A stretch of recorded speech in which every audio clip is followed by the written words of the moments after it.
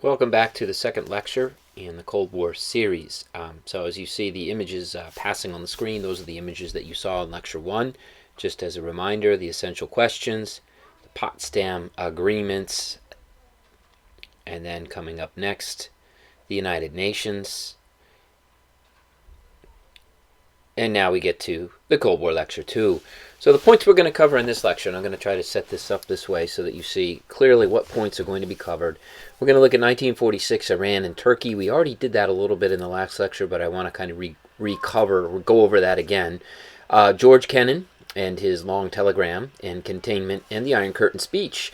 And again, the question down at the bottom is that essential question, and that is, why did the successful wartime alliance between the United States and the Soviet Union break up almost all of a sudden and kind of out of the blue? So from triumph to tragedy, again using Winston Churchill's words. You see there, here's Mr. King, and Mr. King has lots of questions trying to figure out what this thing is, the Cold War. Not an easy task to do, but I know that together we can try to fumble our way through the Cold War, try to make sense of the Cold War, and then answer those essential questions and see if there are any lessons for today. So the first thing we want to go back to as we begin the process of trying to understand this Cold War is Turkey and Iran. Now, there were four major problems that arose in 1946 between the United States and the Soviet Union. And these four problems really kind of undermined any chance of achieving a durable, that is lasting, post-war peace between the United States and the Soviet Union. And that idea that you see in the United Nations, that the nations of the world were going to cooperate together to guarantee peace, collective security, and provide a way for nations to resolve their differences. And so in 1946 we see already there are problems. And let's take a look at the four problems that we see in 1946. The first is the Soviet Union failed to withdraw their troops from northern Iran, something they had promised to do at the end of World War II, and they did not do that. And this was something that they had agreed to do in 1943 in what is called the Tehran Declaration. The second problem, the Soviet troops are staying. The Soviets also pressured the Iranian government to allow them to have access to Iranian oil fields. And so the Soviet Union is looking to take advantage of Iranian oil to fuel its own industrial rebuilding after what was a very destructive war for the Soviet Union. And that's going to set off some alarm bells, at least in Washington. The third thing that the Soviets did was they tried to force the Turkish government. So now we're going to shift from Iran to Turkey. They tried to insist that the Turkish government grant the Soviet Union bases and transit rights through what are called the Turkish Straits, the Straits of Dardanelles, the Bosphorus. And what that means is the Soviet Union, as you know, being in the northern part of Eastern Europe, often very cold, often the seas to the north are locked up in ice, so it's very difficult to trade and to have naval vessels sailing freely. So the Soviet Union actually for centuries had been trying to acquire warm water ports, expand southward. And this is again something that Stalin is going to do after World War II. And again, that's going to cause some alarm amongst the Americans and the British in particular, who had for centuries really kind of dominated the Mediterranean Sea. And now you see Stalin trying to push the Soviet Union into that area of the world. And then the last thing that occurred of the four problems, so problem number 4, is the Soviet Union rejected the Baruch Plan. Now, you might be wondering, what is the Baruch Plan? Well, it was an international agreement covering the use and development of nuclear energy and also nuclear weapons that was agreed to by the major powers in the world in June of 1946, and the Soviet Union flat out rejected it. So right there, in 1946, 1 year after the war, there are four big problems that come up in this area of the world that's not largely considered, mainly overlooked maybe, that suggest that things are going to be difficult. There's going to be a rocky road. And that's only going to intensify when we go to the next topic in this lecture, George Kennan and his long telegram. The second topic in Lecture 2, and that is the second piece of this puzzle, is George Kennan and his long telegram, and then this idea of containment, a policy that Kennan really kind of originated and promoted.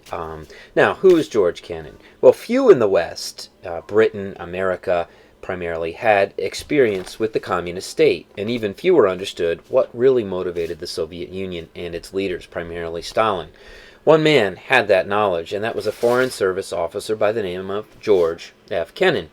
And in 1946, while stationed in Moscow as the chief charge d'affaires, so he was the head of the U.S. diplomatic mission in Moscow, Kennan sent an 8,000-word telegram. Telegram would be something akin to email today, to the State Department, and that telegram is now known as the famous Long Telegram. And in that telegram, Kennan wrote about the aggressive nature of Stalin's foreign policy, and it was really written as a warning to the State Department and to President Truman that the United States really had to consider what Stalin was up to, what motivated him, and what he was about, as the United States figured out what to do at the end of the war. If you remember back to World War I, President Wilson went to Europe, the Paris Peace Conference. He met with other leaders. He worked out over the period of several months, actually, the Treaty of Versailles, including the League of Nations. And then Wilson came home and everything sort of fell apart. So all the work Wilson had done to arrange a new world order to make the world safe for democracy collapsed. And the United States reverted back to a more isolationistic tendency, though that's not entirely accurate. But the United States nonetheless rejected the League of Nations and refused to engage in some sense in the world community.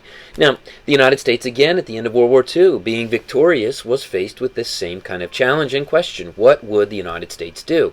Stalin, in particular, thought the United States would actually do what it did after World War I, and that is reject any kind of full-scale participation in world events in a world body, the United Nations, though the United States was one of the main authors of the United Nations, as we already discussed. That was something that Stalin had felt. But Kennan's telegram is really going to reshape and influence President Truman and military leaders that the Soviet Union was in short, dangerous, that they wanted to expand, they wanted to spread their ideology of communism and extend their military influence in large parts of Europe and possibly Southern Europe. Later in 1947, George Kennan wrote in the journal Foreign Affairs, writing under a pseudonym of Mr. X, about this idea of containment. And I'm just going to quote a brief sentence, and he says, "The main element of any United States policy towards the Soviet Union must be that of a long-term, patient, but firm, vigilant containment of Russian expansive tendencies." End quote.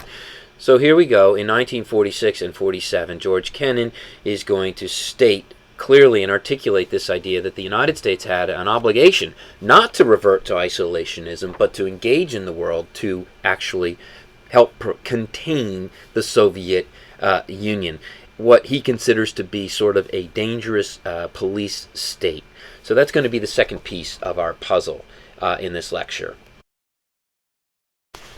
Now on to the third piece and the final piece in lecture number 2, and that involves the ex-British Prime Minister, Winston Churchill, often known as the Lion of England, who had successfully forged a coalition with President Roosevelt of the United States and with Marshal Stalin of the Soviet Union to defeat the Nazis and the fascists in Italy. And again, very successful.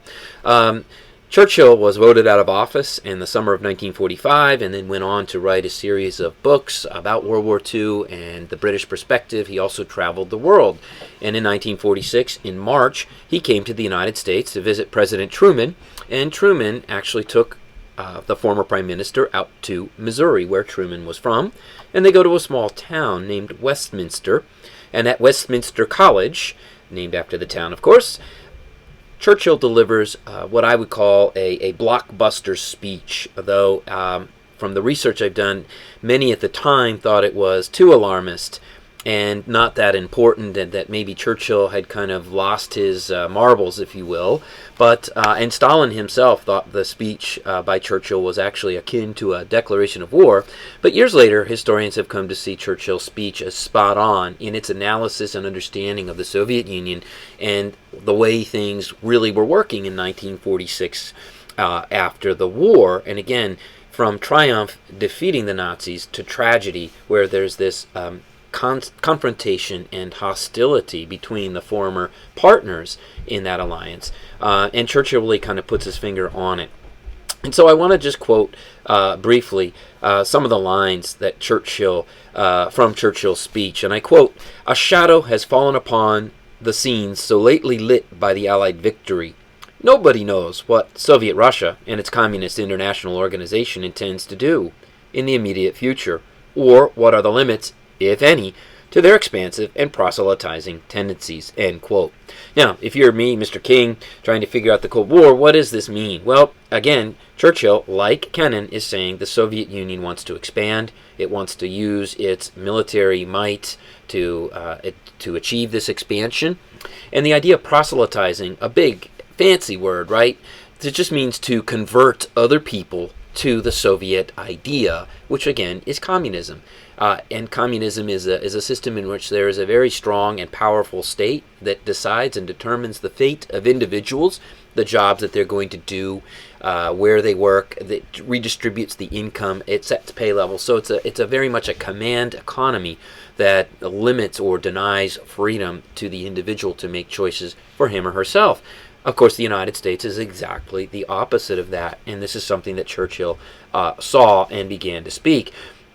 And Churchill was unaware that his speech was unpopular, and he says, look, it's my duty, and I'm sure you would wish me to state the facts as I see them to you. It's my duty to place before you what is going on in Europe. And here I'm going to quote the most famous words from this speech.